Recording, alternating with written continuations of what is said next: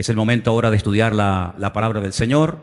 Y bueno, yo espero y deseo que la palabra que voy a compartir esta tarde con todos ustedes sea de bendición. Saben que este mes de enero hemos decidido dar un énfasis al tema de las buenas obras o de las buenas acciones. El mes de febrero será el mes de la familia. Hablaremos mucho acerca del tema de la familia, que a veces se pueden dar casos muy significativos, que uno de los dos sea convertido y el otro no, que uno quiera venir a la iglesia y el otro no, que un hijo sea convertido y los padres no, o que los padres sean convertidos y los hijos no. ¿Cuál es la función de una mujer casada con un inconverso o viceversa, de un creyente casado con una inconversa? Todo eso lo estaremos hablando Dios mediante el mes que viene, y creo que va a ser un tiempo muy interesante, porque creo que una enseñanza bíblica sobre el tema de la familia va a venir muy bien. Pero este mes no es el mes de la familia, este mes es el mes de las buenas obras, porque como dice el texto de Efesios 2:10, que es el versículo que estamos utilizando como base de estos estudios, hemos sido creados en Cristo Jesús para buenas obras. Léalo conmigo, por favor. Hemos sido creados en Cristo Jesús para buenas obras. Amén. Muy bien. Los niños pueden pasar, si quieren, a las clases de la escuela dominical con sus maestras. Los demás nos quedamos aquí. Y voy a leer en esta tarde dos versículos que aparentemente, repito, aparentemente no tienen nada que ver con el tema de las buenas obras, pero vais a ver cómo sí. Son dos versículos del Antiguo Testamento. Uno se encuentra en el libro de Proverbios y otro en el libro de Deuteronomio. Presten atención un momentito. Los vamos a poner los dos juntos para que los puedan ver ahí en la pantalla, y si quieren pueden leerlos. Proverbios 22:6 es un versículo muy conocido. Estoy convencido que muchos de ustedes se lo saben de memoria. Y dice así: instruye al niño en su camino, y aun cuando fuere viejo, no se apartará de él. Sencillo de entender, ¿sí o no? Instruye, enseña, orienta, guía al niño en su camino, y aun cuando fuere viejo, no se apartará de él. El otro texto es Deuteronomio 20:5, y dice así: y los oficiales hablarán al pueblo diciendo, ¿quién ha edificado casa nueva y no la ha estrenado? ¿Quién no la ha inaugurado todavía? Dice, vaya, vuélvase a su casa, no sea que muera en la batalla y algún otro la estrene o la inaugure. ¿Por qué he escogido, antes de entrar en el tema de las buenas obras o de las buenas acciones, estos dos versículos que aparentemente no tienen nada que ver? Miren, la palabra instruir en hebreo es la palabra janoj. Y la palabra inaugurar o estrenar, como hemos leído en esta versión Reina Valera, es janajó. Es decir, que la raíz de la palabra instruir y la raíz de la palabra inaugurar o estrenar es exactamente la misma. Claro, uno se queda sorprendido porque uno dice, bueno, ¿y qué tiene que ver instruir con inaugurar o estrenar algo? En español como que no pega, ¿no? Como que son dos cosas totalmente opuestas. Pero la Biblia dice que hemos nacido de nuevo, ¿sí o no? Hemos nacido de nuevo. Es más, es un requisito fundamental para, dice la Biblia, entrar en el reino de los cielos. Dice, el que no nace de nuevo, otra versión dice, el que no nace otra vez, no puede entrar en el reino de los cielos. Luego, nosotros, todos los que estamos aquí reunidos y los que nos están viendo, todos hemos tenido un nacimiento físico. Todos hemos nacido de una mujer. Unos en un lugar, otros en otro lugar, otros a una edad, otros en otra edad. Pero todos tenemos en común que hemos nacido igual, de una mujer. Nadie ha venido a este mundo de una forma diferente. Pero ese nacimiento no es suficiente para poder disfrutar de la bendición de Dios en nuestra vida. Ese es un nacimiento que nos introduce en el planeta Tierra, en la realidad natural en la cual estamos viviendo hoy en día. Pero el Señor pide otro requisito a ese nacimiento, que es nacer, pero del Espíritu, espiritualmente hablando. Claro, la primera vez que encontramos esta enseñanza en el Nuevo Testamento, el Señor se la está dando a un personaje llamado Nicodemo, que dice que era un rabino muy famoso y muy conocido y reconocido entre los judíos. Y él se queda sorprendido, casi diríamos con la boca abierta, porque dice, ¿cómo? Nacer de nuevo. Es un concepto revolucionario. Es decir, tú dices que si no vuelvo otra vez a meterme en el vientre de mi madre, no puedo entrar en el reino de los cielos. No entendía nada. Y el Señor Jesucristo le dice, ¿y tú eres maestro de Israel y no entiendes esto? Como diciendo, pero si esto lo tienes que tener ya más que sabido. El que no nace de nuevo no puede entrar, ni disfrutar, ni ver el reino de los cielos. Entonces, cuando nacemos de nuevo, que es cuando le entregamos nuestra vida al Señor Jesucristo, eso es la conversión, ¿verdad? Es pasar de muerte a vida. Nuestro cuerpo sigue teniendo exactamente la misma edad que tenía antes de aceptar al Señor.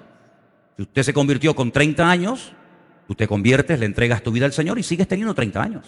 Si tenías canas, las seguirás teniendo o más. Si eras alto o bajo, hombre o mujer, sigue siendo naturalmente, físicamente el mismo. Por fuera igual. Pero se produce algo en tu interior que la Biblia lo llama el nuevo nacimiento. Porque la Biblia dice que el ser humano está compuesto por espíritu, alma y cuerpo. Hombre, explicar lo que es el cuerpo me parece a mí que es perder el tiempo, porque vamos, es evidente lo que es el cuerpo, y para lo que sirve, y para lo que no sirve. Si quieres memorizar cosas, aprobar un examen, hombre, puedes tener unos músculos muy desarrollados, y puedes tener una vista como un lince, y puedes tener, no sé, unos pulmones extraordinarios, y puedes tener unas piernas, lo que tú quieras, pero si quieres memorizar, tu parte física no te sirve. Porque la parte física del hombre no ha sido diseñada por el Creador para memorizar, ni para recordar, sino hay otras partes del cuerpo humano, ¿verdad?, que han sido creadas y diseñadas para recibir ese tipo de información y luego recordarla y luego explicarla o compartirla. Si quieres expresar una emoción, un sentimiento de tristeza, de gozo, de alegría, de desánimo, de derrota, de victoria, los ojos, los oídos, la boca, las manos no te sirven de nada. Hay otra parte que no se ve, algo abstracto, pero amigo, cuando estás triste, tú sabes que estás triste. Y cuando estás animado, tú sabes que estás animado. No puedo mostrar mi ánimo, no lo podemos pesar, no lo podemos medir, no lo podemos oler, pero es una realidad increíble, ¿no? Total. Luego hay muchas partes del ser humano que son tan reales como las visibles, que no se pueden ver, pero son reales. Los recuerdos son reales. Podemos recordar muchas cosas. Podemos memorizar otras. Podemos incluso darle rienda suelta a nuestra imaginación. Y nadie, el que está a tu lado, ni se entera lo que estás pensando o lo que te estás imaginando. Los sueños son a veces tan reales como la vida misma. Cuando la Biblia habla de sueños y de visiones, habla de conceptos que van fuera de lo sensorial, fuera de lo natural, fuera de lo medible y pesable, ¿verdad? Pero sin embargo son cosas reales. De hecho, la Biblia está llena de hombres y de mujeres que tuvieron encuentros con ángeles y tuvieron visiones y tuvieron sueños, etcétera, etcétera. Algunos falsos y otros verdaderos. Ahora, cuando vamos a la palabra del Señor, nos encontramos que nuestro espíritu, cuando acepta al Señor, dice que vuelve a la vida. Hay un versículo en Efesios capítulo 2 que dice, Él os dio vida cuando estabais muertos. ¿Cómo muertos? Sí, en vuestros delitos y pecados. Tú físicamente estabas vivo, comías, respirabas, viajabas, estudiabas, te graduabas, te casabas, te reproducías, etcétera. Pero espiritualmente hablando, hasta que no aceptas al Señor y naces de nuevo, estás muerto, espiritualmente hablando. Espiritualmente hablando. Cuando nuestro espíritu vuelve a la vida, se vuelve a conectar con el Creador, se vuelve a conectar con la fuente de la vida, ese espíritu está virgen, no sabe nada. Y entonces dice la Biblia que hay que inaugurarlo, hay que instruirlo. Entonces la palabra inaugurar, o como dice aquí la Reina Valera, estrenar, está directamente relacionada con la instrucción y con la enseñanza que a partir de ese momento yo voy a recibir. Por eso la palabra hijo en hebreo está tremendamente relacionada, tiene la misma raíz que cuando se construye un edificio. Porque en vez de construir un edificio de cemento, de arena, de piedras y de bloques, estoy construyendo una vida. ¿Y cómo construyo una vida? Con la enseñanza, con la instrucción, con la sabiduría y con todo el conocimiento que a lo largo de nuestra vida vamos a poder desarrollar para conocer mejor al Señor. El conocimiento que adquirimos a lo largo del tiempo no es para ser más salvo o menos salvo que fulano o mengano, no. Sino que el conocimiento me ayuda a conocer a mi Dios, a saber lo que le gusta y lo que no le gusta. Es como cuando te casas con una persona, puedes conocer mucho de él o de ella, pero realmente hasta que no convives, no te das cuenta realmente cómo es la realidad de esa persona. Cuando tú naces de nuevo, tú has conocido un aspecto de la naturaleza, de la esencia de Dios, como es el amor, como es la misericordia, pero poco más conoces. Pero según vas tú abriendo tu corazón, según tú vas profundizando en la palabra, según tú te vas metiendo en la escritura, según tú te vas dejando instruir, pues entonces se van inaugurando áreas de tu vida que tú ni conocías que estaban ahí. Y por eso una de las instrucciones y una de las enseñanzas que nos va a ayudar a construir una vida equilibrada y una vida sana es precisamente este tema que estamos tocando en este mes, el tema de las buenas obras, el tema de las buenas acciones.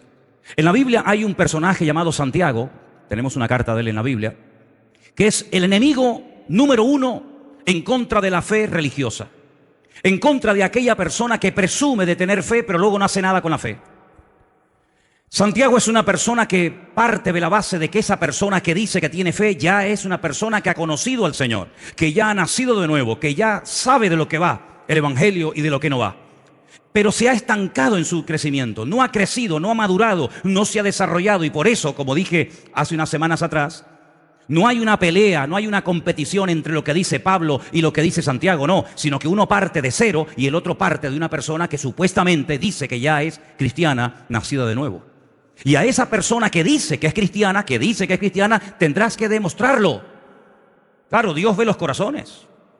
Jamás el Señor le dijo a nadie, Cristo jamás le dijo a nadie, tienes que hacer frutos, obras, acciones que demuestren que estás arrepentido. ¿Por qué? Porque Él sabe si estás o no estás arrepentido. Él sabe si quieres o no quieres cambiar o crecer. Él sabe perfectamente porque Él dice en la Biblia que el Dios, el Señor no mira la apariencia exterior, sino Él mira el corazón. ¿Cuántos dicen amén? Pero solamente nos puede mirar Dios, yo no lo puedo mirar. Ningún hombre tiene la capacidad de mirar el interior del ser humano. Por eso Juan el Bautista era un varón de Dios, era un hombre muy utilizado por Dios, pero cuando la gente se acercaba a él en el río Jordán y le pedía ser bautizado, él pedía una prueba de que verdaderamente estaban arrepentidos. Y por eso decía aquello de haced frutos, obras, acciones de arrepentimiento para que yo entonces me anime a bautizarles y no corramos el riesgo de estar bautizando a gente por emociones, por sentimientos o porque es la moda de la época, sino haced frutos dignos de arrepentimiento. En otras palabras, demostradme que habéis cambiado. Juan el Bautista sí, porque Juan el Bautista pues, no miraba los corazones, pero Cristo sí los miraba. ¿Se dan cuenta la diferencia? Así que cuando vamos a la palabra nos encontramos que todos cuando nacemos somos niños. Todos somos niños en Cristo.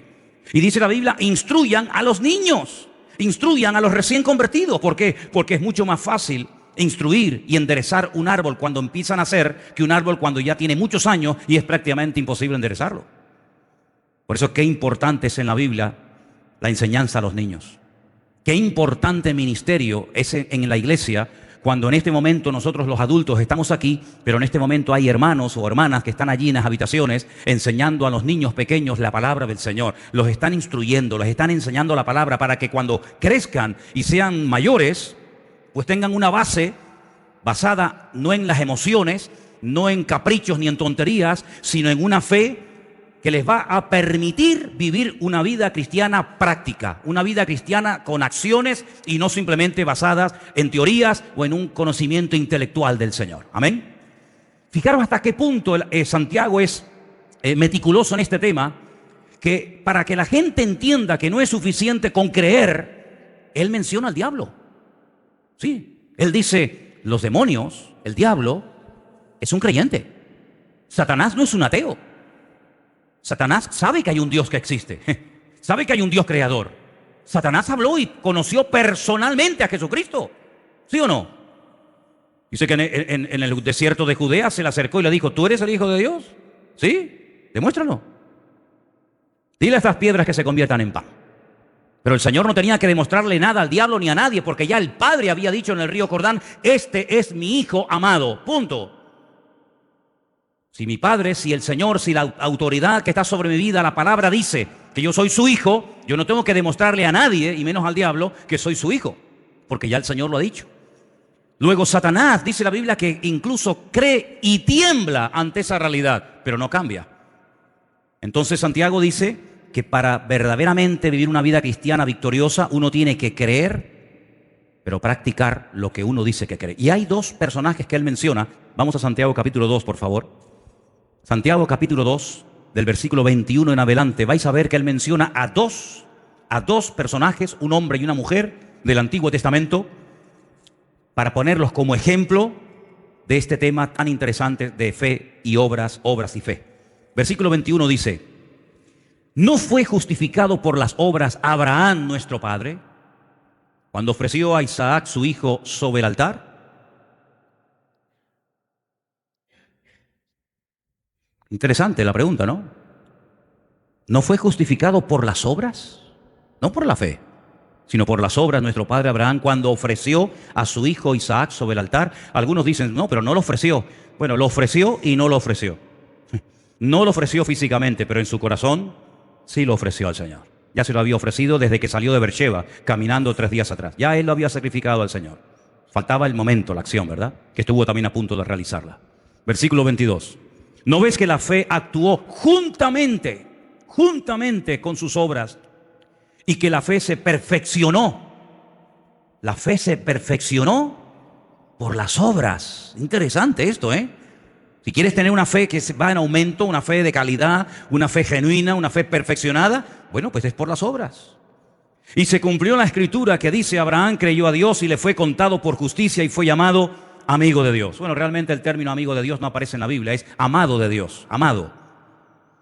Siempre han traducido amigo, pero realmente dice que es el amado de Dios. Pero bueno, vosotros veis pues que el hombre es justificado por las obras y no solamente por la fe. Y ahora menciona a una mujer llamada Rahab, dice la ramera. ¿No fue justificada por obras cuando recibió a los mensajeros y los envió por otro camino? Porque como el cuerpo sin espíritu está muerto, así también la fe sin obras está muerta.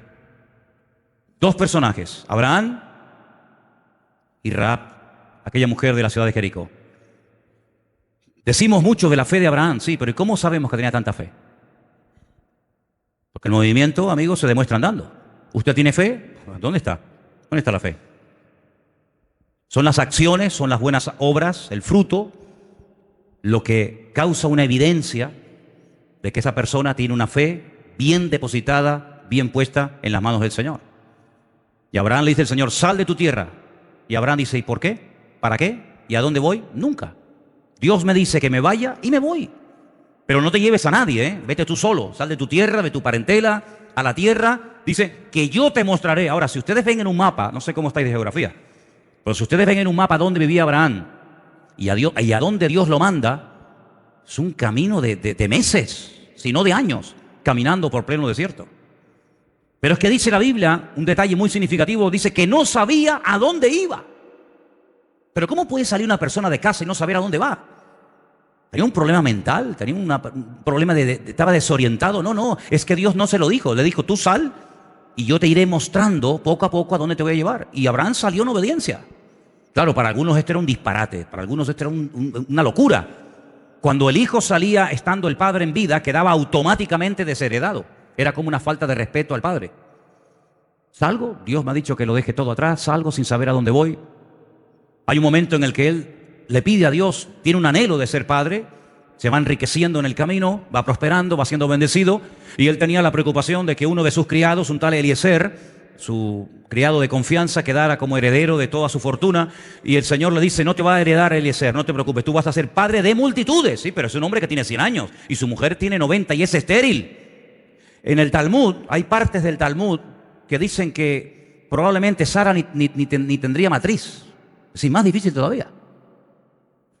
Pero dice la Biblia que él le creyó a Dios. Dios me ha dicho que vamos a ser padres y lo vamos a hacer. ¿Por qué? Porque Dios lo ha dicho. Increíble. Y tiene un hijo con una criada, todos conocéis la historia, con Agar, la egipcia. Pero el Señor le dice: no es eso lo que yo te dije, eso es lo que tú has hecho a tu manera. Tú tienes que tener un hijo con tu legítima esposa, así que coges a este niño, Ismael, y coges a su madre Agar y le dices que se vayan por su camino, los bendices, le das muchas cosas, pero tienes que ajustarte al plan mío y no al plan tuyo. No hay plan B en Dios, no hay plan B, hay plan de Dios y punto. El hombre dice: bueno, si no es esta puerta es esta y si no la otra. Dios tiene un plan, punto, se acabó. Te sometes a él o está fuera de su objetivo, fuera de su voluntad. Y cuando él tiene un hijo con su legítima esposa, con Sara, él se goza y él se alegra y le llama a su hijo Isaac, que significa él reirá. El nombre Isaac está en futuro. Todo nombre hebreo que aparece, la letra Yod al principio, está en futuro. Isaac, él reirá. Y los dos también se rieron, tanto el padre como la madre, porque aquello era algo increíble, ¿verdad? Y cuando ya el muchacho es grande y va a ser su legítimo heredero, Dios le dice, prepárate que tengo otra orden para darte. Y le dice, ahora lo coges, te lo llevas al monte Moriah y allí sobre un altar lo sacrificas.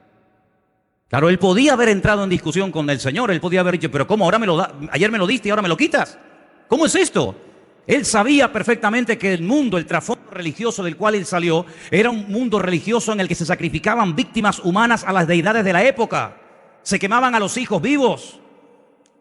Se quemaban y se entregaban como si fueran animales a los hijos sobre altares a los dioses de la época, Milcón, Baal, Astarot, Quemos, etc. Dios nunca había pedido un sacrificio humano, pero si Dios me lo pide, yo no voy a cuestionar a Dios, por algo Dios me lo está pidiendo, porque Dios tiene todo bajo su control. ¿Cuántos dicen amén? Dios no se equivoca, dice la Biblia que Él no es injusto, todo está perfectamente controlado por el Señor, ni una hoja de un árbol se cae sin permiso del Señor. Y allí se va Abraham caminando 3 días desde Beersheba hasta el monte Moriah. Y allí lo pone sobre un altar. Y el hijo le dice, padre, vas con el cuchillo, vas con el fuego, vas con la leña, veo que vas preparado, porque el hijo sabía cómo se presentaba un sacrificio al Señor. Pero ¿y el cordero dónde está la víctima? Y él le dice aquella frase tremenda, ¿no? El Señor proveerá. El Señor proveerá, siempre el Señor proveerá. ¿Cuántos dicen amén? El Señor proveerá siempre. Y vemos que el Señor probó a Abraham y Abraham pasó el examen con 10. O con 100, como en algunos países por ahí también se dice, ¿no? Por lo tanto, lo que Abraham hacía era la evidencia de que era un hombre de fe. ¿Se imaginan ustedes que Dios le diga, sal de Ur de los Caldeos? Y dice, no, pero es un hombre que tiene mucha fe, pero no le sirve de nada, es un desobediente. ¿Te imaginas que el Señor le haya dicho, vas a ser padre? Y él dice, no lo creo. Pero bueno, es decir, no hay una contradicción entre las palabras y las acciones de Abraham. Es como una moneda, hermano. No hay una moneda con una sola cara. Las monedas tienen 2 caras. Y la fe y las obras no se pueden separar. Es imposible decir yo tengo fe y estar toda la vida cruzado de brazos sin hacer nada. Usted no tiene fe ni tiene nada. Usted lo que tiene es una religión encima. Porque la verdadera fe te lleva a la acción. Y cuando tú estás en acción es porque tienes una verdadera fe. ¿Cuántos dicen amén? Si no hay una pelea entre una cosa y otra, no hacemos obras para salvarnos. Ya eso lo hemos dicho 1.000.000 de veces. Pero como resultado de que yo soy salvo, como resultado, como evidencia de que yo he aceptado al Señor, en mi vida se va a notar, tarde o temprano, en mi familia, en mi economía, en todas las áreas de mi vida, se va a notar que la bendición de Dios está conmigo y que no hay una contradicción entre una cosa y otra, entre lo que digo y entre lo que hago o dejo de hacer. Ahora, hay un pasaje tan interesante cuando vemos que van a entrar en la tierra prometida. Dice que previamente van 2 espías a la casa de una tal Rahab la ramera y se quedan allí y ella los oculta y les abre el corazón y les dice, hemos oído que Dios está con vosotros, que cómo abrió el mar rojo y cómo cruzaron el mar rojo y le cuenta toda la historia de hacía 40 años. Y es interesante notar porque hay un momento en el que en el libro de Josué dice que Jericó estaba cerrada, bien cerrada, eso dice, estaba cerrada, bien cerrada a causa de los hijos de Israel. Estaba cerrada porque tenían miedo. Porque si no tuvieran miedo, ¿para qué cierran la puerta? Si no tuvieran miedo, ¿para qué levantaron una doble muralla? Había un círculo concéntrico, una muralla por fuera y otra muralla por dentro. ¿Para qué tanta seguridad? ¿Para qué tanta protección? Porque tienen miedo. Porque saben que los hijos de Israel están fuera y que el Señor ha dicho que les va a entregar aquella tierra. Y Rahab dice, como sabemos lo que va a pasar, yo lo único que les pido, que cuando ustedes entren a tomar posesión de la tierra, se acuerden de mí y de mi familia. Y estos hombres le dicen, si tú no te chivas, si tú no le cuentas al rey que hemos estado aquí y que vamos a atacar la ciudad, pues nosotros salvaremos tu vida. Pero tienes que estar dentro de la casa el día que entremos a la ciudad, ¿eh? No puedes estar por ahí de belingo, no puedes estar por ahí de risitas y de fiesta. Tienes que estar dentro de la casa tú y todos los que se quieran salvar. Tienen que aprender a estar unidos esperando en el mismo sitio. Y para que sepamos dónde vives, toma este trapo de cordón rojo, lo atas ahí en la ventana y yo ya diré a mis soldados que cuando entren a tomar posesión de la tierra, toda la gente que esté dentro de esa casa donde está atada ese trapo de color rojo, que les perdonen la vida. Y así fue. Dice la Biblia que ella vivía, dice la Biblia, vean esos detalles, entre muro y muro. Y cuando cayeron las murallas de Jericó, la casa de ella permaneció. Pero si cayeron los muros, ¿cómo no se cayó la casa de ella? Porque caerán a tu lado 1000 y 10.000 a tu diestra, mas a ti no llegará, dice la palabra. Así de claro. Toda la ciudad fue derrumbada, menos la casa de Rahab.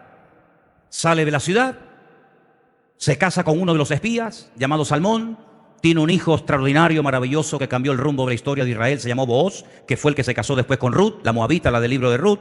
Y de ahí viene David, y de ahí viene Jesucristo. Una historia increíble. ¿Por qué? Porque fue una mujer de fe. ¿Cómo sabemos que Rahab tenía fe? ¿Por lo que dijo? Hombre, por lo que dijo se nota que tenía fe, pero más por sus acciones que por sus dichos. Porque había mucha gente en Jericó que sabía que Jericó iba a ser atacada, pero no hicieron nada, no se convirtieron, no se rindieron, no abrieron las puertas y dijeron: reconocemos que esta tierra, vuestro Dios, os la ha dado a vosotros y nosotros queremos, digamos, llevarnos bien o de alguna manera solucionar este problema. No, lo sabían, pero no actuaban en consecuencia. Cuando una persona sabe la palabra y no hace cambios para amoldarse a la palabra, dice que es peor que aquellos que no creen. Porque ¿qué excusa le va a presentar a una persona que sabe lo que tiene que hacer y no lo está haciendo? Bueno, hay un versículo que hemos citado muchas veces, ¿verdad? Que dice que el que sabe hacer lo bueno y no lo hace, ¿qué? Está pecando, exactamente igual. Si usted sabe que hay que orar y usted no está orando, usted está pecando, hermano. No, pero es que yo no me estoy emborrachando, me faltaría más. Es que yo no estoy drogándome, yo no estoy robando. Pero es que ¿acaso solamente se peca cuando uno roba y cuando uno mata y cuando...? No, no, es que hay muchas formas de pecar. No solamente por lo que hacemos de acción, sino por lo que no hacemos, por omisión. Por lo tanto, cuando sabemos que algo hay que hacerlo y no lo estamos haciendo, perdóneme, eso aquí, en Venezuela, en Miami, en Colombia y en Pernambuco, eso se llama desobediencia pura y dura, ¿sí o no? Si yo sé que tengo que hacer algo, yo tengo que pedirle perdón, yo tengo que hablarle a esa persona que me ha ofendido, yo tengo que hacer cambios en mi vida, yo tengo que, y lo sé, pero no lo hago, pues mira, pues, ¿pero lo has intentado? No, tampoco. Pues entonces, querido, me parece que ni la teoría la has aprendido, ni la teoría, por eso no hay práctica. Entonces vemos que estos dos personajes, Abraham y Rahab, eran personas que por lo que hicieron, oye, era evidente que eran personas que tenían fe. Yo creo que uno de los seres creados que más fe tiene, no se escandalicen por lo que voy a decir, pero yo creo que uno de los seres creados que más fe tiene se llama Satanás. Porque no duda en ningún momento de la existencia de Dios. No duda en ningún momento que este libro es la palabra de Dios. No duda de que Cristo nació en Belén de Judea, murió en Jerusalén, resucitó al tercer día y está sentado a la diestra de Dios. Lo sabe perfectamente. Yo creo que incluso se sabe hasta la Biblia de memoria. Yo creo que el diablo sabe que el cielo y el infierno existen y que él algún día estará en el infierno. Yo creo que el diablo sabe perfectamente que algún día se levantará en los últimos tiempos un personaje político llamado el anticristo. Lo sabe perfectamente. Yo creo que Satanás sabe perfectamente que Jesucristo viene pronto. Lo creo. Pero ¿sabes qué? Toda su creencia, todo su conocimiento, entre comillas, toda su fe, no le sirve absolutamente para nada. Porque jamás se va a arrepentir, jamás va a reconocer que desobedeció y pecó contra el Señor, sino que simplemente es una persona que tiene un conocimiento, pero ese conocimiento no le lleva a cambios en su vida. Y hermanos, la Biblia nos enseña que por sus frutos seremos conocidos. El buen árbol dice que se conoce por el fruto y el mal árbol se conoce porque da malos frutos. Exactamente igual es en la vida de un creyente. Ahora, la lectura que se leyó hoy, ¿cuál fue? Éxodo 20. ¿Éxodo 20 de qué habla? De los 10 mandamientos. Pero no los 10 mandamientos que nos enseñaron cuando éramos pequeñitos en la escuela. Porque yo estudié toda mi vida en colegios de cura, toda mi vida, en Venezuela, en los maristas. Creo que la calle donde estaba el colegio Maristas era la avenida Francisco Miranda. Yo vivía en Chacao, desde Chacao yo veía el aeropuerto de La Carlota allá frente y por abajo pasaba la avenida Francisco Miranda. Y enfrente tenía el colegio de los hermanos Maristas. Y cuando vinimos a España en el año 71, mi padre me metió en otro colegio de curas, en los Salesianos, que está enfrente de las piscinas Metropol, en León y Castillo, en Las Palmas de Gran Canaria. Así que toda mi educación de pequeño fue en colegios de curas. Y yo me sabía muchas cosas de memoria que después me sirvieron cuando yo me convertí al Señor. Por ejemplo, una de ellas, el Padre Nuestro. A mí no me enseñó la iglesia evangélica el Padre Nuestro. Yo ya sabía el Padre Nuestro de memoria. Hombre, lo rezaba en el rosario. Tú imagínate si lo tenía que saber. Madre mía. Las bolitas aquellas, ¿te acuerdas? Las bolitas y tal. Madre mía. Pero también me enseñaron los 10 mandamientos. Pero no estos. No, estos no. Estos nunca me los enseñaron. Me enseñaron otros. Que se parecen a esto. Pero no son iguales. Y eso fue lo que a mí me sorprendió la primera vez cuando yo abrí así, pum, al azar, pum, la Biblia y digo, ay, los 10 mandamientos, esto me suena. Y empecé a leerlo y me llevé una sorpresa tremenda porque me di cuenta que al principio de la lista, no a mitad ni al final, no, sino al principio de la lista, los mandamientos no coinciden literalmente con lo que a mí me habían enseñado. Y vamos otra vez a volver a esta porción de la Biblia, que se leyó esta tarde precisamente, que está en Éxodo capítulo 20. Y dice el versículo 1, habló Dios, cuidado, es Dios el que está hablando aquí, habló Dios todas estas palabras diciendo, yo soy el Señor tu Dios, que te saqué de la tierra de Egipto, de la casa de servidumbre. Primer mandamiento, versículo 3, no tendrás dioses ajenos delante de mí. Fíjate, me llama la atención la palabra ajenos.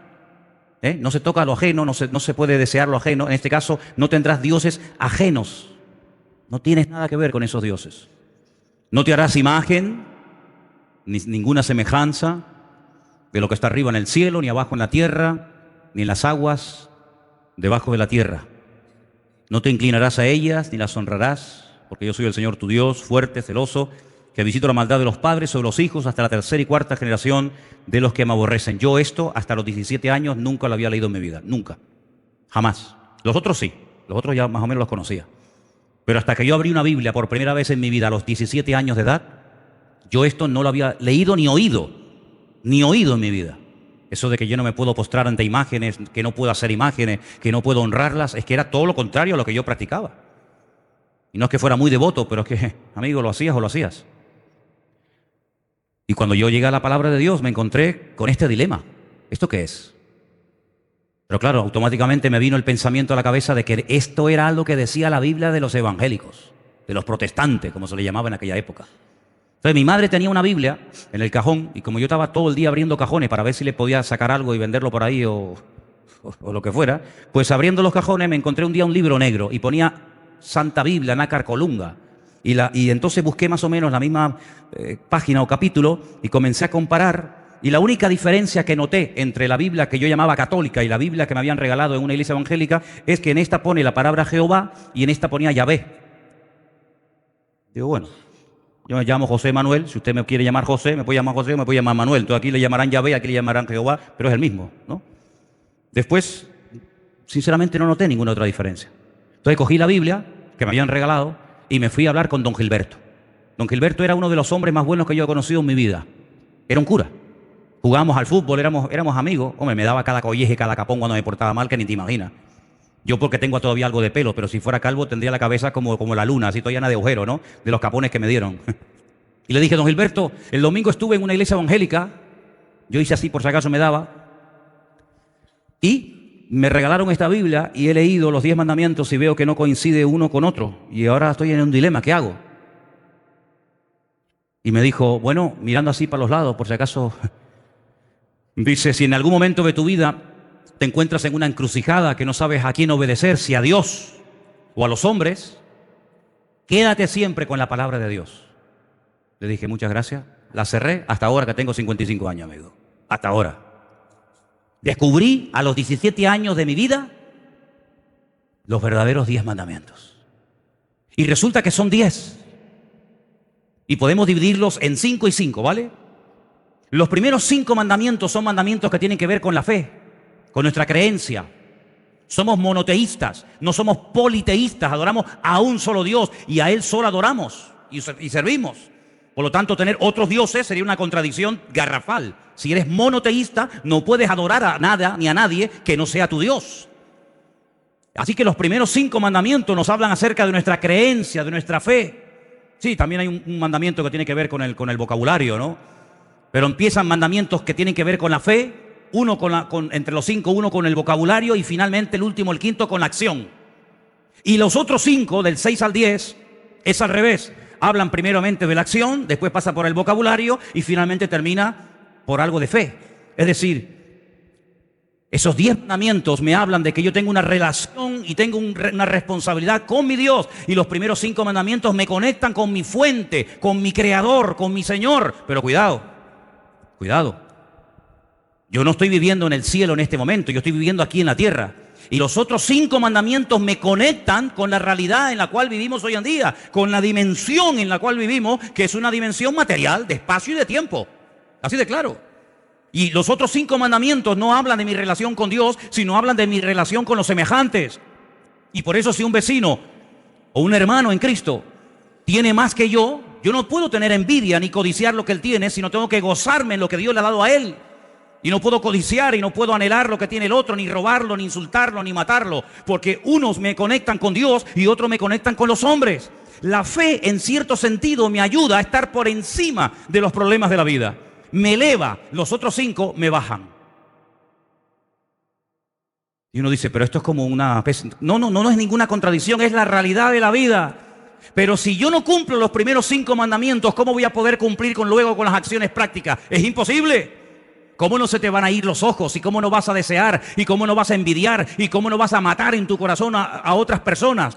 ¿En base a qué no haces lo malo? En base a los 5 primeros mandamientos que me dicen que mi Dios es mi cobertura, mi autoridad y mi Señor. Y por eso actúo en consecuencia. No porque soy una persona religiosa, sino porque entiendo que si yo me acerco a Dios, el Señor, tarde o temprano, me va a poner en una realidad donde tengo que demostrar. No con palabras, porque el mundo no ve las palabras, el mundo ve las acciones. En la iglesia se le da mucha importancia a lo que decimos. Por eso cuando alguien ora, ¿verdad? Cuando alguien predica, cuando alguien da testimonio, generalmente todo lo que se suele hacer en la iglesia tiene que ver con las palabras, generalmente. Si yo tomo un testimonio de un hermano o de una hermana ahora que quiere subir aquí a compartir un testimonio, son palabras. Sí, muy bien. La lectura que hemos tenido son palabras. Lo que hemos cantado son palabras con música. Lo que estoy haciendo ahora, bueno, estoy predicando, son palabras. Pero de la puerta para afuera, el mundo está harto de palabras. En el mundo el tema de las palabras ya no funciona. Ya la gente no le cree a nadie. Ya la gente no le cree a los políticos. Ya la gente ha perdido la fe en las palabras, porque han sido tantas veces engañados que ya la gente perdió la fe en las palabras. Ahora, allá afuera, podríamos decir que allá afuera, los otros 5 mandamientos del 6 al 10 me vienen de perla porque es la vida práctica. Y de la puerta para adentro es la vida, entre comillas, teórica, donde aquí todos somos buenos, pero donde hay que demostrar que somos buenos y creyentes, no aquí adentro, sino es allá afuera. ¿Cuántos dicen amén? ¿Es así? Así de claro. Y por eso en los 10 mandamientos encontramos estas 2 caras de la moneda y encontramos cómo el Señor me permite acercarme a Él, pero acercarme a Él ¿para qué? ¿Para que me vaya bien en la vida? Bueno, sí, pero no solamente para que me vaya bien en la vida, sino para poder vivir en victoria bajo la presión en la que nos encontramos diariamente, unos más y otros menos, pero es la realidad en la cual vivimos nosotros hoy en día. La petición que les pedí el otro día referente al local, ¿os acordáis? ¿Sí o no? Eso es estar bajo presión. Eso es una presión sobre uno tremenda. Pero hoy tengo una noticia buenísima que compartirles. Que Dios tiene todo el control, que Él es nuestro pastor, y que Él suplirá todo lo que nos haga falta y que no tiene más o menos poder por el número de las personas que somos o dejamos de ser, sino que Él está sentado en su trono y dice la Biblia, y nadie nos podrá hacer frente en todos los días de nuestra vida, porque como estuve, estaré y estaré contigo todos los días hasta el fin del mundo. En otras palabras, la realidad del mundo es tremenda, es presión, son tentaciones, son calumnias, son mentiras, son desánimo, es cansancio, es la edad, no sé qué, todo lo que tú quieras, pero la otra realidad nos dice que cuando ponemos nuestra fe y nuestra confianza en el Señor tiene todo bajo su control y podemos dormir en paz. Y claro, yo soy humano. ¿O no sabían que yo soy humano? Bueno, después les dejo que me toque un poquito, sin pasarse. Soy humano y a veces me entran miedos. Sí. Bueno, leí estos días, estoy leyendo las cartas o los libros de crónica y dice que Josafat tuvo miedo. Yo digo, Señor, si Josafat tuvo miedo, ¿cómo no voy a tener miedo yo? Y David tuvo miedo, y David dijo, me voy a vivir con los filisteos porque este hombre es tan malo que un día me va a terminar matando. Si David tuvo miedo, si el Señor estuvo triste hasta la muerte y pidió oración, ¿cómo no voy a estar yo en un momento determinado triste o preocupado o decir, Dios mío, ¿qué va a pasar? Y esto y lo otro. Pero gloria al Señor, que el Señor aquel que dijo orar por mí y que estuvo triste, se metió en el huerto de Getsemaní, oró, y cuando vinieron a buscarlo no salió corriendo como las ratas, sino dijo, yo soy. Porque el Señor está fortalecido en la comunión con el Padre. Igual nos ocurre, exactamente igual a cada uno de nosotros. Pero el tener temor, el tener miedo, pero vamos a ver, pero si es que es lógico. Y además, en cierto sentido, el Señor en estas circunstancias y en otras nos hace sentir nuestras debilidades. Pero dice la Biblia, diga al débil, fuerte soy en el Señor. Así que yo creo aunque tal vez no lo veamos claro y no lo entendamos ahora, que estamos a punto de ver el milagro más grande en nuestros 15 años de historia como iglesia. De verdad lo creo. De todas maneras, aquí en la esquina hay una plaza maravillosa que para hacer cultos al aire libre está de perlas, ¿eh? Ya fui a medirla, ya medí cuántas sillas caben. Pero quiero decir con esto, hermano, que todo está bajo el control del Señor. Y que no tenemos que tener miedo. Y me lo estoy predicando a mí mismo, porque he tenido miedo. ¿Qué quieres que te diga? He tenido miedo. Pero el Señor le dice, no temas, yo estoy contigo. Yo te ayudo y Dios te sustentaré siempre. Gloria a Dios, ¿verdad? Y bueno, es así. Ahora, lo que me llama mucho la atención de estos mandamientos, ¿cuántos aquí han leído alguna vez el libro de la historia de Robinson Crusoe?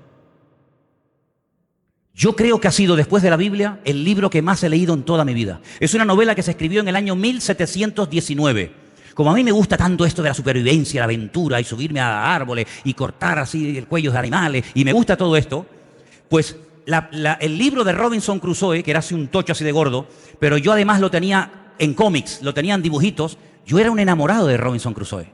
¿Cómo se llamaba el esclavo? Viernes, sí señor. 28 años estuvo Robinson Crusoe, el barco naufragó, él llegó a la orilla, llegó a una isla de caníbales y el hombre estuvo allí 28 años. Y era un libro que a mí me volvía loco y lo terminaba de leer y volvía otra vez y cómo cazaba y cómo tal.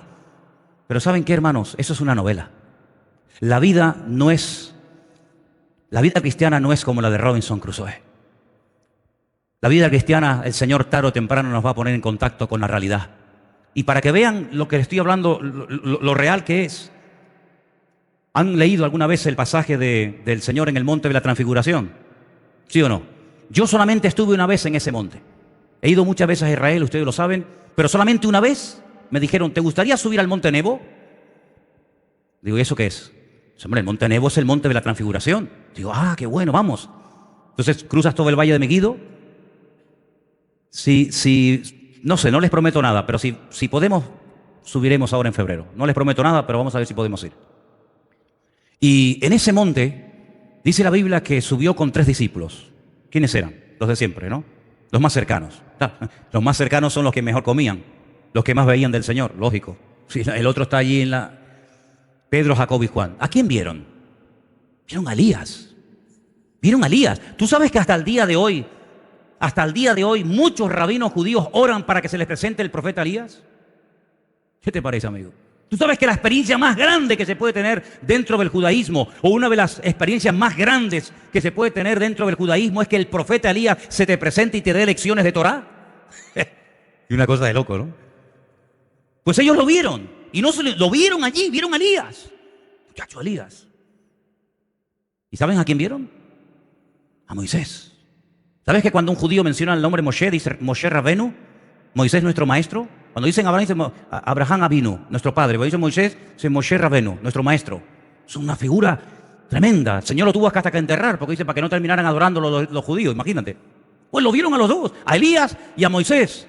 Y vieron al Señor de una forma, se transfiguró. Es como cuando un gusano se hace la metamorfosis y se convierte en mariposa. Vieron al Señor de una forma diferente. Dijeron, Señor, esto es la gloria, es como si ya hubiéramos llegado a la gloria. Y Pedro le dijo al Señor, Señor, vamos a hacer unas casitas.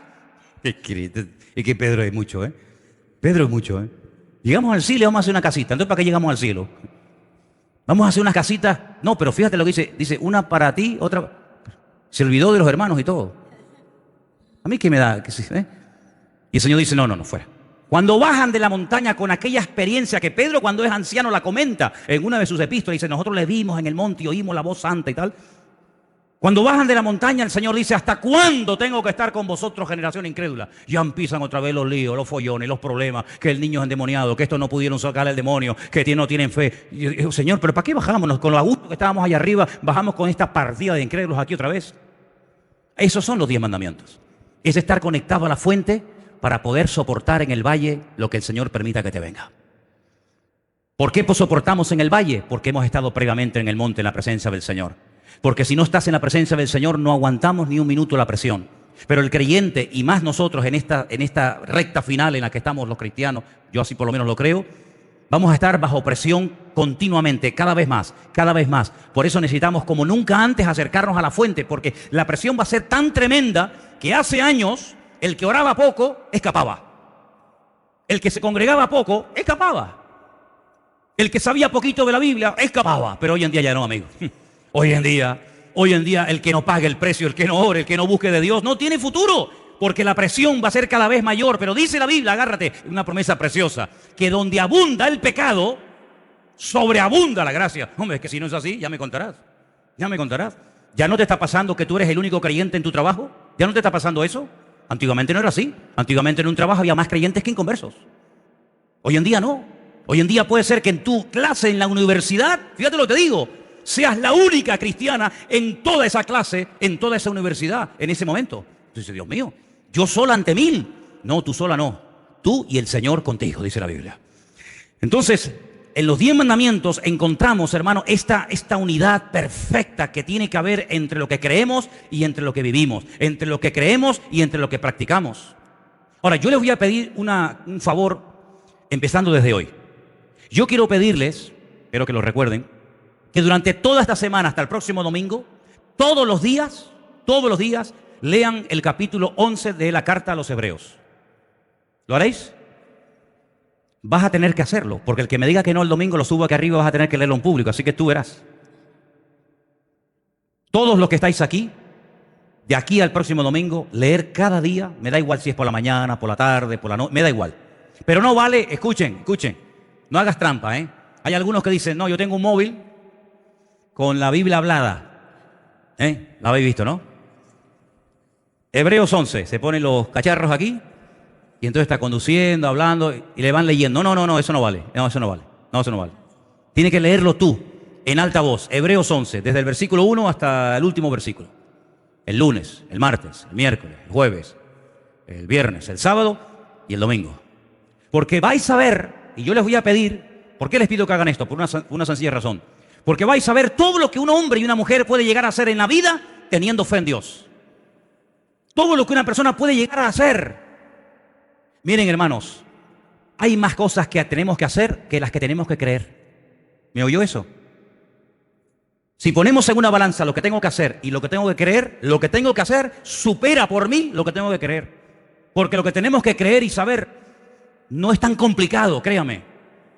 Pero tenemos toda una vida por delante para hacer las obras para las cuales fuimos creados en Cristo Jesús, Señor nuestro. Usted sabe que antes de que el mundo existiera, ya Dios tenía todo preparado para que yo me dedicara durante el resto de mi vida a hacer las obras que ya Él ha hecho de antemano por mí. ¿Qué le parece? Es un misterio, es una cosa increíble, ¿no? Es como si le digo que el Señor Jesucristo ya sabía que iba a morir en la cruz antes de que Adán y Eva fueran creados. Pero si aún no habían nacido o habían sido creados Adán y Eva, y ya Cristo le había dicho al Padre, cuenta conmigo que si pecan esto me mandas a mí y muero por ello. Antes de la fundación del mundo, ya Cristo había dicho al Padre, heme aquí, envíame a mí.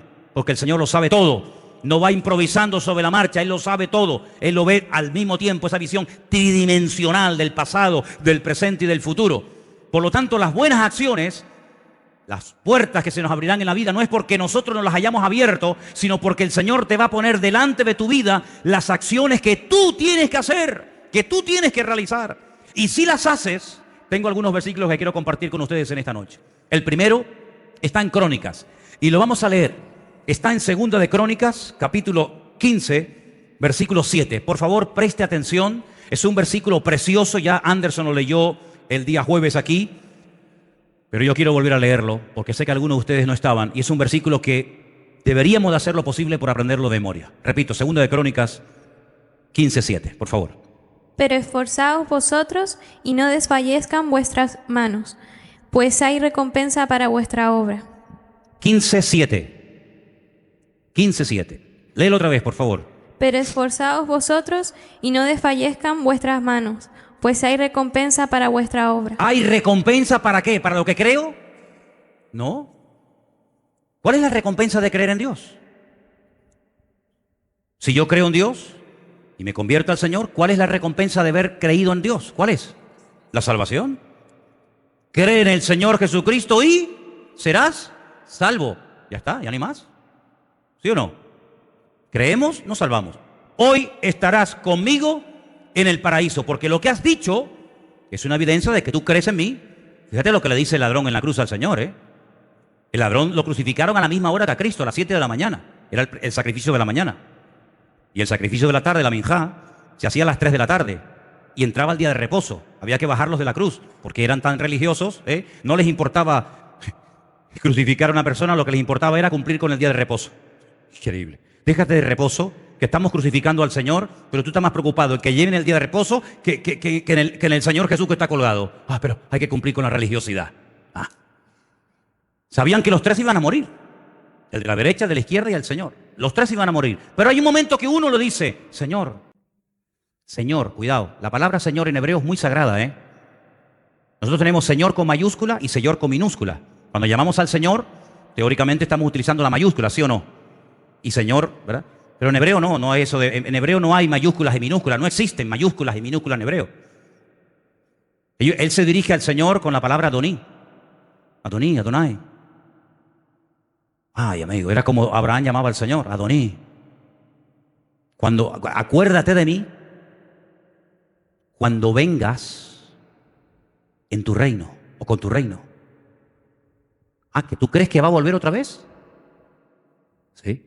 Sí, este hombre cree en la segunda venida del Mesías. Es que increíble. Y además lo llama rey. Cuando vengas en tu reino, acuérdate de mí. Mira, la profundidad de esa declaración es impresionante, hermano. Hay mucha gente en la calle que si tú le preguntas, ¿tú crees que Cristo volverá otra vez? Te dicen que va, eso es un cuento. Sin embargo, él agonizando, clavado ahí, hermano, inmóvil, dice, acuérdate de mí cuando regreses otra vez como un rey. Y el Señor le dice, hoy estarás conmigo en el paraíso, querido. Y entró a la presencia del Señor, pero no hay recompensa para ti, mijo. Siéntate por ahí para donde pueda. Porque yo pregunto, ¿en el cielo hay recompensas o no hay recompensas? Hombre, claro que las hay. Claro que las hay. Y vamos a leerlo, porque yo siempre, saben que una de las cosas que aquí decimos es que todo lo que decimos tenemos que demostrarlo con la Biblia, si no esto es un disparate, una locura. Vamos a demostrar con la Biblia que hay recompensas según lo que hayamos hecho. Por ejemplo, vamos a leer algunos versículos, todos van a estar en Apocalipsis, para que si quieren buscarlo vayan ahí. Apocalipsis 2:23, por favor. Y a sus hijos heriré de muerte, y todas las iglesias sabrán que yo soy el que escudriña la mente y el corazón, y os daré a cada uno según vuestras obras. Os daré a cada uno, esto es algo individual, no es algo colectivo, a cada uno yo le voy a dar según sus obras. Primer versículo, ¿no? Pero hay más claros, hay algunos versículos que están más claros todavía. El 20, versículo 11 y 12, escuche. Y vi un gran trono blanco y al que estaba sentado en él, de delante del cual huyeron la tierra y el cielo, y ningún lugar se encontró para ellos. Y vi a los muertos, grandes y pequeños, de pie ante Dios, y los libros fueron abiertos, y otro libro fue abierto, el cual es el libro de la vida, y fueron juzgados los muertos por las cosas que estaban escritas en los libros según sus obras. Va a haber un juicio según sus obras. La salvación no es por obras, no, la salvación es por fe. Por gracia sois salvos por medio de la fe. Y esto no de vosotros, pues es don de Dios. Efesios 2:10. La salvación usted no tiene que hacer nada, porque ya Él lo hizo. Alguna gente dice, no, la salvación es gratis. Sí, bueno, porque tú lo digas. No, la salvación no es gratis, perdone. No. O sea que alguien la pagó por ti. Es como si yo te digo, toma, te regalo un coche. Ay, mira, el coche no vale nada. No, ¿cómo que no? El coche lo pagué yo. Yo lo pagué y te lo regalo.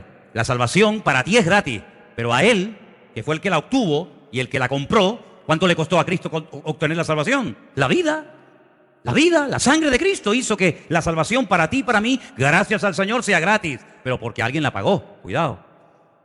Pero las recompensas es según lo que haya hecho cada uno. Y me parece lógico, hermanos. No puede tener la misma recompensa un hermano, con todo mi respeto, que ha estado en la iglesia toda la vida cruzado de brazos, que no ha hecho nada, que un mártir que ha estado torturado hasta la muerte, quemándolo y pinchándolo y torturándolo, y que ha dado su vida por la causa del Evangelio. Sería una injusticia, créanme.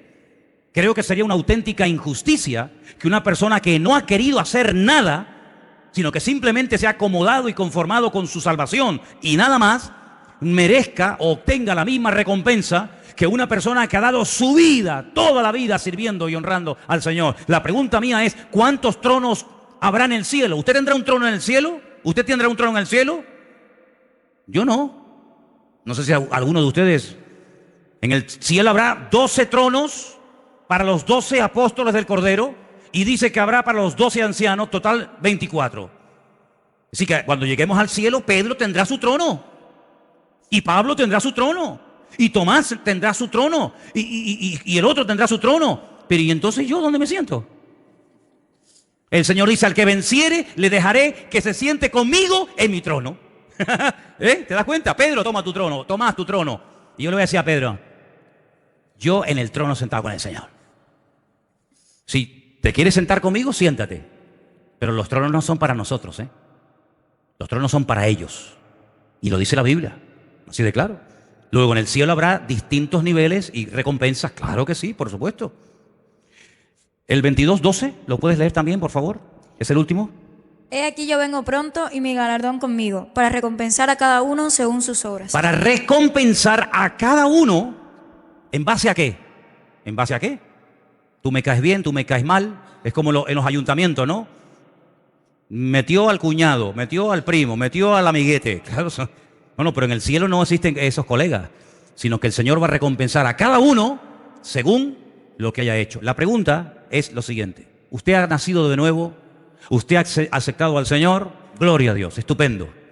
Ahora usted tiene que enseñarle a su ser interior. Usted tiene que enseñarle, disciplinar a su alma, disciplinar a su vida interior, a que no se le puede dar todo lo que pide como niño caprichoso, porque dice que el niño consentido avergonzará a su padre y a su madre, ¿verdad? Y una vida interior desordenada es una vida que va a producirle vergüenza al maestro, vergüenza al Señor. Pero si en vez de ese niño consentido, a ese niño, a ese ser interior, lo instruimos en la palabra, cuando sea viejo, cuando crezca, cuando madure, podrá hablar como Pablo, que dijo, cuando yo era niño, yo hablaba como un niño y me comportaba como un niño y vivía y juzgaba la vida como un niño. Mas cuando ya fui hombre, dejé lo que era de niño. Primera de Corintios capítulo 13. Entonces el niño consentido, el niño malcriado, no se le puede pedir que se comporte bien porque no ha sido instruido. Es un salvajito. Pero al niño que se le ha instruido, esa persona puede dar fruto para la honra y para la gloria del Señor. Y entonces, como yo dije el otro día, en mi caso, no digo que sea el caso de todos ustedes, aunque en algunos casos más que yo todavía, a mí me queda menos vida de la que he vivido. Hombre, ya me gustaría a mí que me queden 55 años de vida. Yo firmo ahora mismo, tal y como estoy. Cuidado.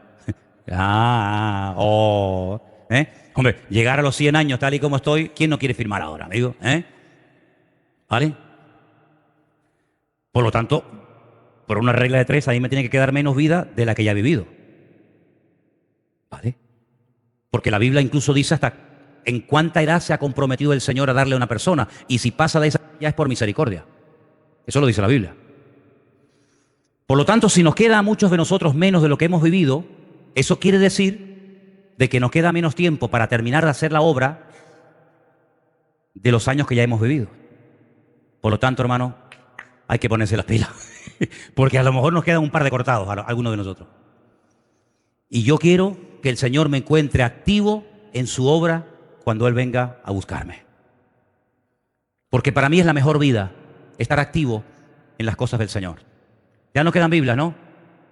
¿Quedan algunas? Hay que repartirlas hoy. Hay que repartirlas hoy, Margarita, porque nos queda poco tiempo. ¿Folletos quedan? No. Hay que comprar folletos, rápido. Chicos, hay que comprar folletos, rápido. Nos queda poco tiempo. Hermanos queridos, la fe sin obras está muerta. Entonces, quiero terminar diciendo una palabra para toda la iglesia en esta noche. Si usted y yo, con la edad que tenemos ahora mismo, estamos todavía vivos, es porque el Señor sabe que todavía lo que teníamos que haber hecho aún no lo hemos hecho.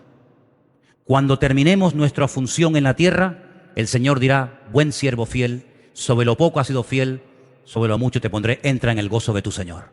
Por lo tanto, ¿no te das cuenta de que la vida misma es una evidencia de que todavía queda camino por recorrer? ¿Te das cuenta cómo esa enfermedad no acabó contigo, ni aquel accidente tampoco, ni aquella operación tampoco? ¿Por qué? Porque todavía el Señor sabe que hay cosas que a mí me corresponde hacer, por las cuales Él me creó y me diseñó, y por las cuales Él todavía me da misericordia y me da tiempo. Pero hermanos, como decía el autor de la carta a los Hebreos, vamos a arrepentirnos de obras muertas. ¿Qué son obras muertas?